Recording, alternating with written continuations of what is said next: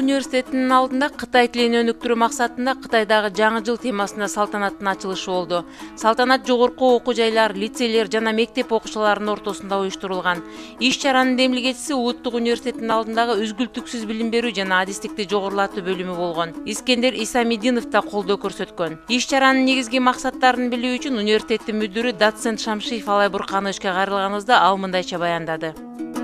Биздин Улуттук университетте Кытайды Конфуций институту бар. Андан тышкарыдагы көп структураларда Кытай тилин окуп үйрөнүп жатат биздин окуучулар, студенттерибиз. Мындан ары ушул Кытай тилини түптөө менен Кытай тилин мындан ары сапатын көтөрүү, үйрөнүүдө жана ошондой эле ошол биздин келишимдердин негизинде бүгүнкү күнү Улуттук университетте чоң бир конкурс өткөрүлүп жатат. Негизинен конкурс 3 этап менен өткөрүлөт. Биринчи этап ошо үй тапшырмалары. Бул Кытайды жаңы жылды кантип белгилейт деген тапшырманы бүгүн ушул ачылышы болуп жатат. Конкурстун бүт калыстар тобу Кытай тараптан коюлду. Биздин Кыргызстандан бир да жаран жок. Конкурстун жеңүүчүлөрүнө чоң сыйлыктар жана ошондой эле грамоталар ыйгарылат. Көп тил билүү, айрыкча дүйнө жүзүнө кенен тараган Кытай тилин окуп билүү бул чоң жетишкендик болгону менен бизди кызыктырганы ошол эле кошуна Кытай өлкөсүндө да кыргыз тилин, маданиятын, үрп-адат, салт санааларын таанытуу боюнча да иш жүргүзүлөрү болду. Бул эки элдин ортосундагы, эки мамлекеттин ортосундагы достукту мындан ары бекитүү деген чоң иштемилгелер болуп эсептелет да.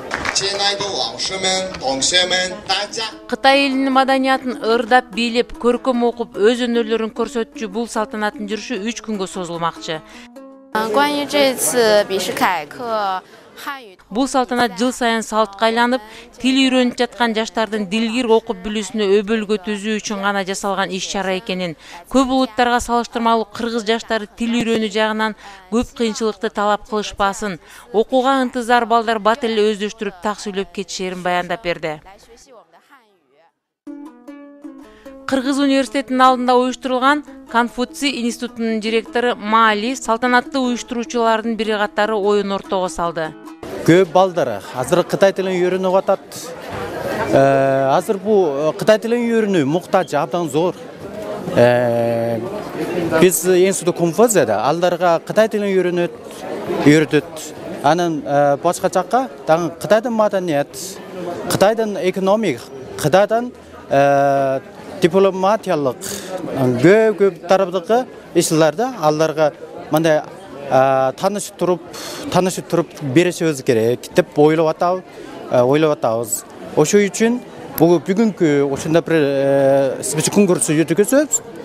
Ошол конкурста мындай азыркы Кытай тилинде үйрөнүп аткан балдарынын азыр Кытай тилин үйрөнүү абалы кандай болду? Биз бул спеч конкурс аркылуу бул балдарынын жыйынтыгы натыйжасы текшеребиз. Ошол максаты үчүн. Негизги иш-чара Кытай элинин жаңы жылдык салтанатына арналганы менен Улуттук университетинин жаштары Кыргыздын патриоттук ыр-бийлери менен салтанатты ачышы жүрөк жылытты.